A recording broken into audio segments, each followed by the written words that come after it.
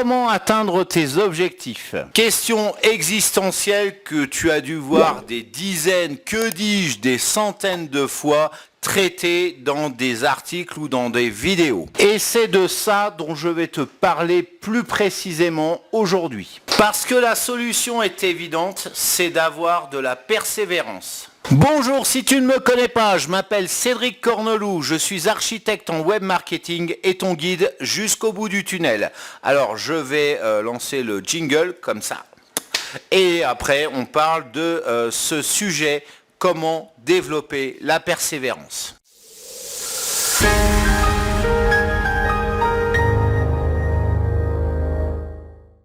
Alors je vais t'expliquer quels sont les 4 piliers pour développer ta persévérance.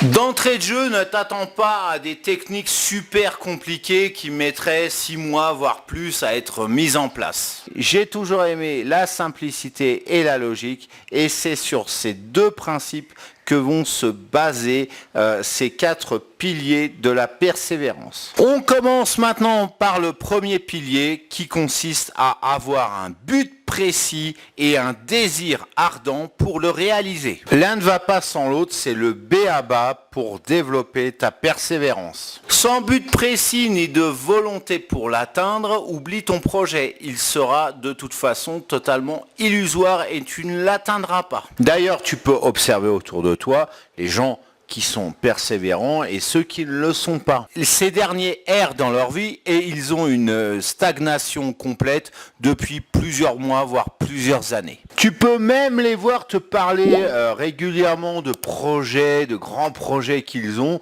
mais qu'ils n'entament absolument pas ou vraiment si peu. A contrario, les gens persévérants ont une volonté de faire et se concentrent totalement sur leur objectif. Sans compter qu'en général, ils ne parlent jamais de leur projet. Je te laisse méditer sur ce double constat.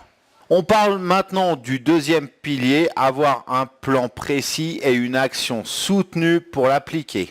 Une fois que tu as défini un but précis, c'est logique d'avoir un plan de bataille tout aussi précis d'ailleurs. L'erreur classique consiste à essayer des trucs de ci, de là, sans savoir réellement où aller. Quand tu pars en voyage, tu pars d'un point A vers un point B, on est bien d'accord. Et ce point B, tu le recherches directement sur ta carte et ensuite tu regardes quelles sont les étapes que tu auras à traverser pour pouvoir aller de ce point A vers ce point B. Par quelle ville tu dois passer, par quelles autoroutes tu dois emprunter, à quels endroits tu vas t'arrêter pour faire une pause à peu près. Hein, tu vois, tu définis sur ton trajet les différentes étapes. Jamais tu vas vers ton point B au pifomètre en disant ah, tiens cette route elle a l'air jolie, je vais l'essayer. Eh bien pour ton plan d'action c'est exactement pareil. Tu regardes quel est ton objectif et quelle est l'étape précédente avant d'atteindre cet objectif. Voilà, tu vas juste avant, tu déroules un petit peu le fil comme ça, juste avant, qu'est-ce qu'il faut que je fasse juste avant pour arriver à mon but. Et ainsi de suite jusqu'à ta situation actuelle. En bref, tu déroules à l'envers le fil des étapes. Le troisième pilier consiste à être totalement imperméable aux mauvaises suggestions de ton entourage. Ça ne marchera jamais, mais t'es sûr que tu veux faire ça ?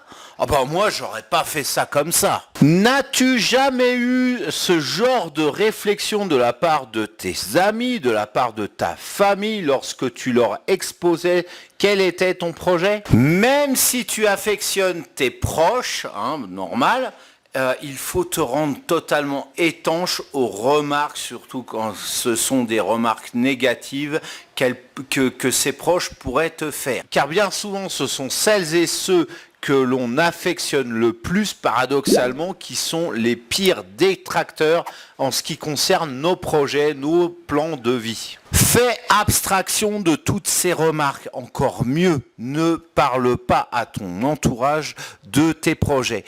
Comme je te le disais il y a quelques instants, les véritables personnes persévérantes ne parlent jamais à leur entourage de leurs projets. Le quatrième pilier consiste à être ouvert vis-à-vis de toutes celles et tous ceux qui te soutiennent dans tes projets, dans tes plans d'action, dans tes buts, dans tes recherches. À contrario du point précédent, entoure-toi des personnes qui vont te motiver pour pouvoir atteindre ton objectif. Dans tous les cas, traduis cette attitude par le fait que tu doives t'entourer des personnes les plus positives. La persévérance demande de toute façon d'avoir une attitude positive et c'est la meilleure façon de pouvoir atteindre tes objectifs dans la vie.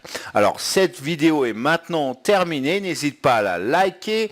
Si tu l'as aimé, bien évidemment le pouce en l'air, c'est le meilleur soutien que tu peux m'offrir.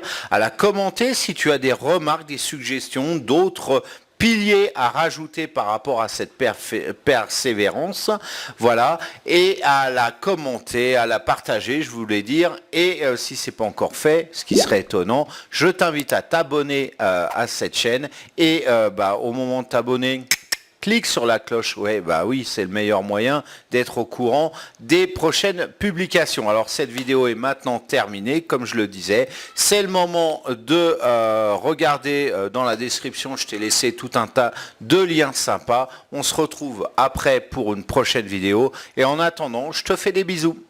Premier soupir de plaisir quand tu m'as embrassé.